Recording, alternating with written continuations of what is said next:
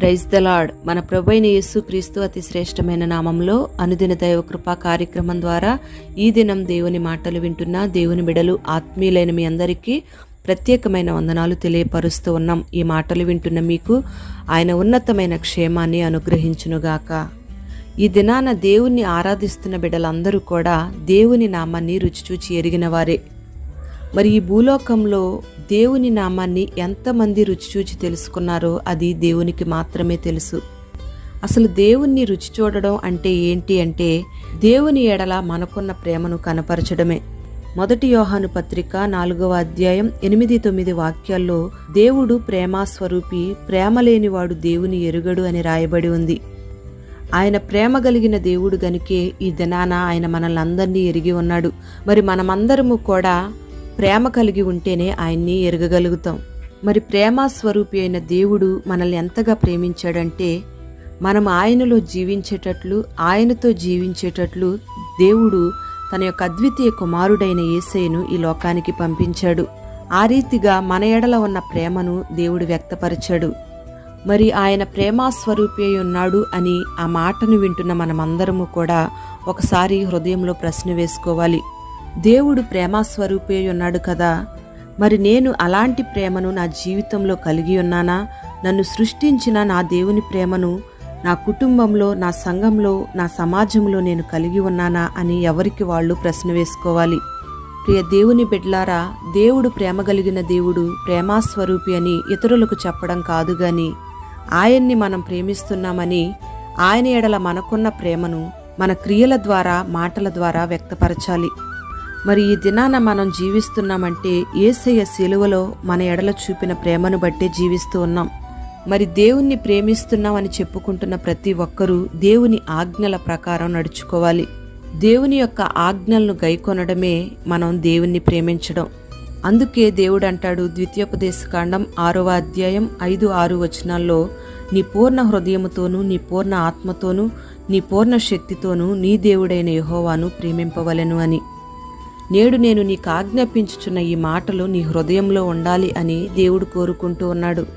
మనం ఎప్పుడైతే పూర్ణ హృదయంతో, పూర్ణ ఆత్మతో, పూర్ణ శక్తితో దేవుణ్ణి ప్రేమిస్తామో అప్పుడే ఆయన ప్రేమను రుచిచూచి ఎరగగలుగుతాం. మరి ఈ లోకాన్ని కానీ, లోకంలో ఉన్న వాటిని కానీ నువ్వు దేవుని కంటే ఎక్కువగా దేన్ని ప్రేమించకూడదు. అప్పుడు దేవుని ప్రేమ నీలో ఉండదు అనే సత్యాన్ని నువ్వు గ్రహించాలి.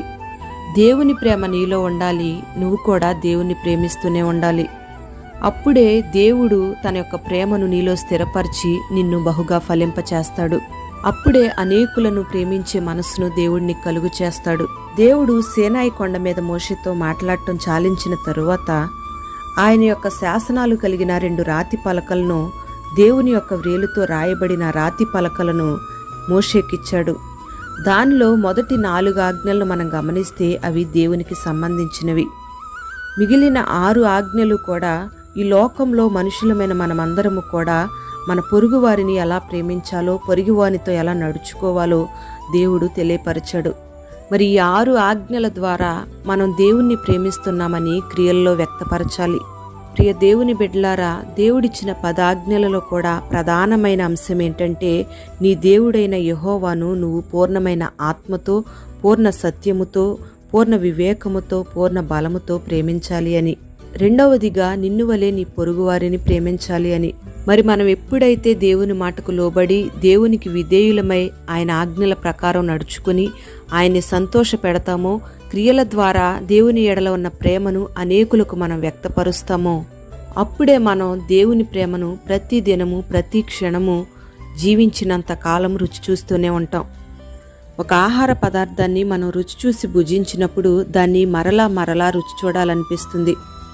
అలాగే ఈ దినాన దేవుని యొక్క ప్రేమను నువ్వు రుచి చూచినట్లయితే మరలా మరలా దేవుని ప్రేమను రుచి చూస్తూనే ఉంటావు. దేవుని ప్రేమలోంచి దూరం అవ్వకుండా ఆయనతో మంచి సహవాసం కలిగి ఉంటావు.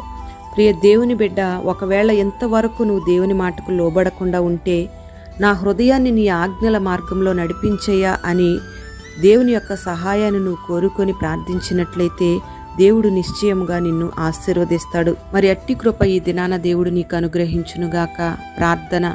పరిశుద్ధుడవైన తండ్రి, ప్రేమ కలిగిన దేవానికి స్తోత్రం చెల్లిస్తూ ఉన్నాం. ఈ దినం ఈ మాటలు వినని బిడ్డలందరినీ పేరు పేరున మీరు ఆశీర్వదించండి.